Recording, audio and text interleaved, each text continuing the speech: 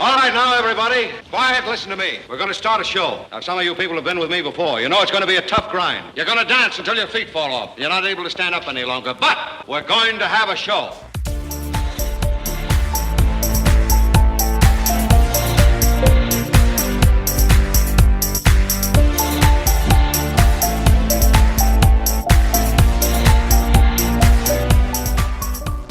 Following is my interview of Blair Hamity, the owner of Setting the Space. The business is a home staging company located on Main Street in Plymouth, as well as having several other locations. It was originally recorded on May 17th, 2021 at a South Meadow Road warehouse. I hope you enjoy it. With Blair Hamity of Setting the Space Interiors on South Meadow Road in Plymouth. Blair, how are you? I'm fabulous. You're how are you fabulous. Doing? Thanks, Yeah, I am. Thanks for letting me come in and talk to you. Absolutely. So, Setting the Space Interiors, what's your business? What do you do? How long do I have to tell you what I do? Within I'm just 30 saying. minutes. I know, No, I'm just kidding. saying. Sorry. Within 30 minutes. Yeah. I know you do staging. What other sorts of stuff do you? So we started the company as a home staging company. And if people don't know what home staging is, it's getting your house ready for resale. Okay. And when we started the company 15 years ago, I didn't know what home staging was. So I had taken a course with a friend of mine, and we went out to Maryland. It was a 3-day course. And at the end of 3 days, the person who was teaching the course said, someday you're going to have a successful home staging company. And I said, I'm not. I said, I'm going to do what everybody else does. After paying $2,000 for this course, I said, I'm going to go home, and that's the end of that. And she said, all right. She said, well, if you could just come up with a name for your company and go on a website, right? It was just this big website made for everybody. She said, believe it or not, you'll start to get phone calls. So literally went home and did nothing, right? I wasn't going to do anything. Really? But eventually, I finally signed up for the website and did get a call from Toll Brothers Builders, and our staging company started. So the staging industry started. No, they were doing a lot of building in Franklin. Yeah. Back 15 then. years ago. You got a good memory. Well, yeah. I was marketing my business out there. Yeah. So actually, it's interesting. Franklin, Bellingham, Right. and then kind of into the Rhode Island area, and that's where the company started with the staging. So they hired me. I would go into their home. So if somebody said, I'm going to build this home, the first thing that the salesperson would say is, we're going to give you Blair free of charge. Toll Brothers paid me a commission or like a consultation fee or something. And then I would go to the customer's house and try to help them get ready to make the house look more appealing. And you got to remember, this was 15 years ago, so the market wasn't a fast market. It took forever to sell a house. The internet was not widely available. No, it wasn't like it is today. You know, nobody was looking on the internet, and things were taking a long time to sell. So anyhow, so they would hire me to do that. And what was happening is these people started selling their houses very, very quickly. So one day, Toll Brothers asked us if we could do a model home for them. And I looked at them, I'm like, I don't really know how to do a model home, but I said, I'll figure it out. So we did a model home for them, a full-fledged model home. We had Totally interior. Soup to nuts. Was that page schemes and everything? Everything. Everything. I had to figure out where to put the outlets. Oh, really? On the floor, right? If we were going to put a sofa and we needed an outlet, we had to tell them where the outlets were going to go. We had to pick out the all of the chandeliers. So you were involved before they even finished the interior construction. Yeah, they got me in right at the very, very beginning stage where they were starting to build it. And then we had to do soup to nuts, window treatments, picture frames with fake people in it, every single solitary thing. And that went very, very well. And we started. So what was happening is that the people were hiring me to go in, talk to them how to get their house ready for resale. Eventually it would sell. Then they brought us in as interior design, and we started helping the people design their home. And then we had done the model home as well. And that's kind of how all of Setting the Space started. Wow. Yeah, it's amazing, right? You started at 60 miles an hour. No, I started at 100 miles an hour. Yeah, 150 miles an hour. I mean, for the first 3 years of our business, if you asked me, what did we do? I swear to God, we worked 24/7. We were building a business without us knowing we were building a business. Now, is that with the same business partners you have? So Will and I own the company. Yeah. So he and I, it was him, it was just he and I. We were going into people's houses. We were driving the truck. We were lugging the furniture. We were doing the staging, everything. That's insane. Everything. 150 miles an hour for 3 years. And then and literally at the end of 3 years, we started purchasing furniture, and we had over $1 million worth of furniture already paid in full. Must have been tough securing lines of credit to purchase all that furniture. No? We had no credit. We didn't even know what we were doing. When we started the industry when nobody knew what home staging was. Right. We went down to North Carolina to buy stuff, and we walked into these showrooms, and they laughed at us because they said, "Where is your store?" And we're like, "What store? We're doing home staging." And they're like, "What do you want here?" And I said, "Well, we want to buy furniture so that we can use the furniture as rental furniture." And they're like, "We don't do that." So we got knocked down every single place we went to. So finally, I looked at Will and I said, "We have to do this one more time." We went into a showroom, and there was a young woman who was new to the business. And of course, they told the salespeople, "I want new accounts. Do whatever you have to do." So we told our story, just like I'm telling you the story right now. Right. She said, "I've never heard of home staging." And she said, "But you need sofas, and we sell sofas." So she said, "Do you have an office?" And I said, "I do have an office." She said, "Do you have a business card?" And I said, "I do have a business card." She said, "Well, with Photoshop, we're going to take your business card, and we're going to make it look like you have a little store." So all of a sudden, the outside of the office we had, they put the Setting the Space And where was logo. your office at the time? It was actually across the street at the, right across the street. From here? Yeah, from Okay. here. So she went to her boss and she said, "Guess what? I have a new client." And he said, "Do they have a store?" And she said, "Mm-hmm." She knew what questions were going to be asked. Yep. Yeah. So opening order was $5,000 at the time. That was a lot of money, Sure. and we got our first account. So now what did we do? We went around to everybody and said, "You want to see my store? Here's our store." So today what's interesting is we were the first staging company to introduce to the sellers right out in North Carolina. And today they now sell to home stagers, they sell to designers. So we started a trend when we didn't know we were starting a trend. Right. And then we started bringing the stagers to them so that they could buy wholesale. It was very interesting. It is. It is. Who knew? Who knew? Who knew? Right. And who knew we were going to do this without us really knowing what we were doing? Right. You invented your industry Yeah. as you were going along. Yeah. Which isn't easy because we had nobody to look up to if we Right. had problems, if we had, we thought we were all alone, doing all this stuff. We didn't have anybody that we could ask, "How do you do this?" Because No way to there was benchmark your business. Mhm. No. And now today, people come to us. We'll have people who travel near and far. They come to the warehouse. They see what we're doing, and we coach people on how to start a home staging business. Fascinating. It's fascinating. Yeah. Who knew? Who knew? Who knew? So, how, what do you also sell furniture? 'Cause I've been in your store up Yeah. on Main Street. As a matter of fact, wasn't the last time, but I went to an exhibition. You would Yeah. local arts. Yeah, a artists. lot. Yeah, an art show that we had there. Yeah. Well, quite a while ago. My nephew was there. So, how much of your business is sales, and how much is staging? So that's a good question. But here's the bigger question: why did I get into retail? Okay. Okay, Let so me ask that question. Let's start that. How did we get into retail, and why did I get into retail? So when we would go to stage a house, Yep. all of a sudden the potential buyer asked, "Can I buy the furniture?" Because it's already furnished, Yeah. right? You like it? So we started selling the furniture. So now we're in the retail business without being in the retail business. So you would they Yes, would hire you to stage, and then they'd say, "Okay, I like it, I want it." correct. So we would start selling our furniture. So then our first landlord who we rented, which is in downtown Main Street, he's a better salesperson than I am. He came to me and he said, "I see what you're doing here. You've got all this furniture. Why don't you open up a store?" And I'm like, "Where?" And he's like, "In Plymouth." And I'm like, "Plymouth? Are you for real?" I said, "We're going to put furniture in Plymouth." I said, "They're going to come into the store, they're going to turn around, and they're going to walk out." He said, he said, "Just do it. I'm not going to charge you for the first month's rent. If it doesn't work, you can leave." Why did you think they would walk out?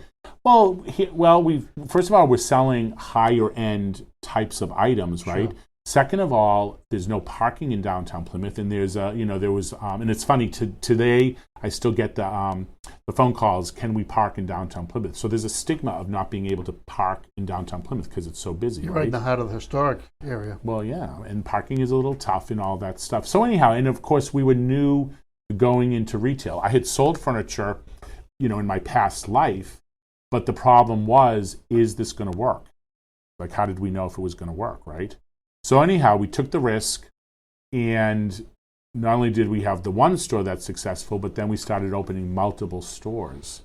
It says you have one in Boston? Your Yeah, website? we opened pop-up stores. So because we do the staging, I can open up a retail store in a matter of 2 weeks, let's say.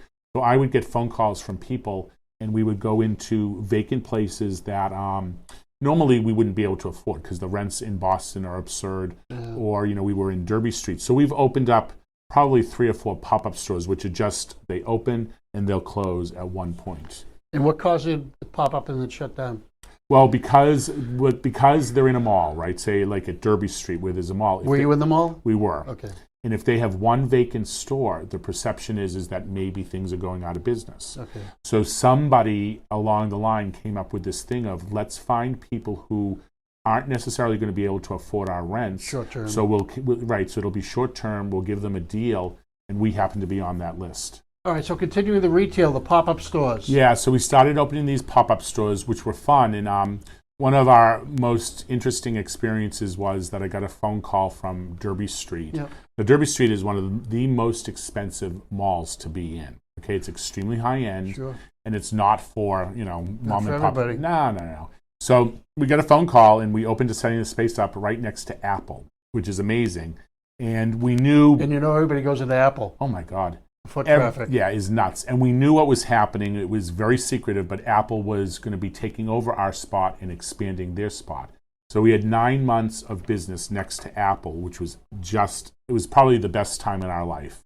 Being next to Apple, getting everybody coming in, that store was crazy busy. But I'll tell you, to this day, people still think we're there. It took our store and elevated it to a whole different level, people seeing us in a Derby Street mall. And the pop-up thing, yeah, it's okay. You open and you close and you open and you close and, you just continue with that, which, at the end of the day isn't a bad thing.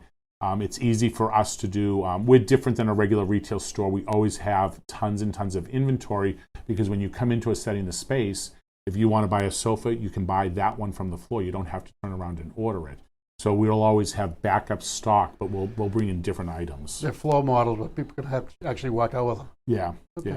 yeah. And it's new product, so it really wasn't, we didn't consider it to be a floor model, but we wanted instant gratification because we have 2 types of people. We have people who want something immediately, and then we work on a design level with people. So if they want that sofa, but they want it in blue, we can special order it for them. Okay. How many designers or stages do you have? So we only have on staff about a half a dozen, between the stages and the designers, which is plenty. Yep. It's plenty. Yeah. And how long does it take to get you up and run? Yeah. Contract with you to go out and do The staging? Exactly. Well, we have to work on realtor time, which means I get a phone call at noontime today, and this is a true story. My client is ready for her staging. I'd like for you to pull it right now and bring it tomorrow morning. Now, let's just say Yeah. they're going to list a house. They're going to list a house, say Thursday. Are they hiring you to come out and just look at what the current client has, the seller, to declutter the house? Yes. Or what is it? Yeah. No, you're hitting it on the nose. So in the staging world, it's evolved to a lot of different types of things, right? So 10 years ago, it was one way. Today, it's something different. Today, they may have a coastal house. They may want modern. They may want farmhouse modern. So it's a little bit different. Can we go in and help people just declutter? Yes. Can we partially stage? Yes. Can we fill a house with all kinds of furniture? Yes. We never say no because everybody has a different need, and that's what we'll do. Now, modern farmhouse, is that cannonball stuff, or what is that? They have big chunky... Yeah, but no. I mean, Joanna Gaines, you've heard of her on of course, TV. Yep. You know what I mean? Her is it Chuck? What's her husband's? Joanna and What's his name? oh my God, it's not Chuck. Yeah, I know. Joanna and whatever his name is. We're gonna get in trouble for that one. Yeah. But people know, and that's a very hot item right now. And farmhouse modern can mean a lot of things to different people. It's more of the grays and the whites and the. Is that called farmhouse? Yeah. When you see that grays and she, just using her as an example, shiplap everywhere. His name's Chip. Chip, that's right. Right. Chip like shiplap. Right. Tongue twister. And people are sick of shiplap. Some people are, some people aren't. It depends on who you talk to. But it's a look, right? I mean, every year there's going to be a different style of a house. Everybody comes up with something different. So that's what we have to do in staging. We have to figure out the different looks, but we also have clients who might only need a stager to go out and rearrange their furniture, or they might want to hire us and rent just our accessories and artwork and stuff like that. So that hire you for a project like that, the declutter or the Yeah. stage. Yeah. Things So of that nothing's too big and nothing's too small. So if you need us for an hour, we'll do it, and if you need a whole house of furniture, Okay. we'll do it. nature. They'd contact you for that pricing. Yeah. Wow. I know, it's crazy, right? Yeah, I've gone into people. When people are in the houses, they're very wedded to what they have. They're wedded to all the photos and magnets Right. they have on the refrigerators. But you don't want to see that. No. No. When a buyer goes in the house, they want to envision their furniture in there. Correct. They don't want to see somebody else's kids on their Right. fridge, maybe. Yeah. Stuff like that. 92% of people can't visualize. So you go in. They cannot. No. They cannot picture their furniture in a room. Correct. It's a known statistic. But think about it too, And right? that was 90%? 90, well, at least 92, if not even more. 92. Yeah. But think about it. We can go on Pinterest. We can go on Amazon. We can go on all kinds of websites now so that you can visualize everything. So, the internet that's fabulous has taken away some of the stuff that you normally would think about. Right. Right? So you have to. So, and we just spoke of it 15 years ago. People really weren't shopping for houses. Now, 100% of people look on the internet for their homes. And during the pandemic, people were just buying them sight unseen. They weren't even physically going into a house. That's crazy. I know. I see that. Yeah. It's like, Hey, look, why would you do that? I don't know. I actually just showed a house last week, and the woman did it for her boyfriend out of state. And she walked in, she goes, "Nah, my furniture won't fit." Right. Well, can you imagine my big horseshoe chair? But can you imagine the mistake you're doing? I mean, you don't see, when you're looking at a picture of a house, what kind of feeling are you getting from that? You're not. You have no scale. Nothing. Yeah. Nothing. But people were doing it. At the end of the day, that's what people were doing. Right. But let's hope that's over with at this point. Okay. So like vacant property, somebody's got a property, they've moved. A lot of people leave. Right. They'll support two houses to move out of state or wherever, Right. and they're supporting the house. So what do you recommend for somebody like that? Go ahead. Yeah, they absolutely have to stage. So if you think about it, and it's real logical, if you go online and you see a vacant house, Yep. what are you going to do? You're going to push the button and go to the next house, right? Because you're looking at an empty house. So what's it showing you? It's not showing you anything. So they want to see something. If you walk into a vacant house, you're going to look at any problematic things that you wouldn't see with it staged. But when you go into a staged home, you have to have a feeling, right? You need to feel that warm, fuzzy feeling of, why am I spending, it doesn't matter what you're spending on the house, but what am I buying for this house for, right? So you go into a vacant house or a staged house, you're going to have two completely different feelings. Going into a staged house shows you how you can live the American dream, right? You're buying the biggest thing possible, which is your house. And how much furniture in a room would be considered appropriate but not excessive? Good question. So it's definitely a balance. So if you have a living room, you almost think in the terms of a basic living room. You're going to have a sofa, you're going to have a couple chairs, you're going to have a coffee table, an end table, a rug, lamps, you're going to have a place to put the TV, and you're going to have a few accessories. So you want to put in, it's a balance. You want to put in just enough, but you don't want to put in too much. People do not want to see the clutter. They want to see the space.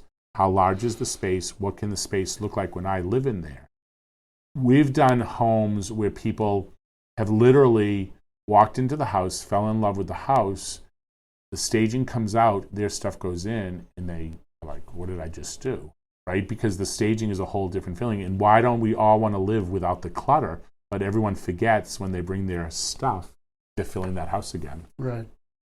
It's interesting. It is. Yeah. It's I'm one of those people that all my taste is in my mouth. Yep. I have no taste whatsoever in anything.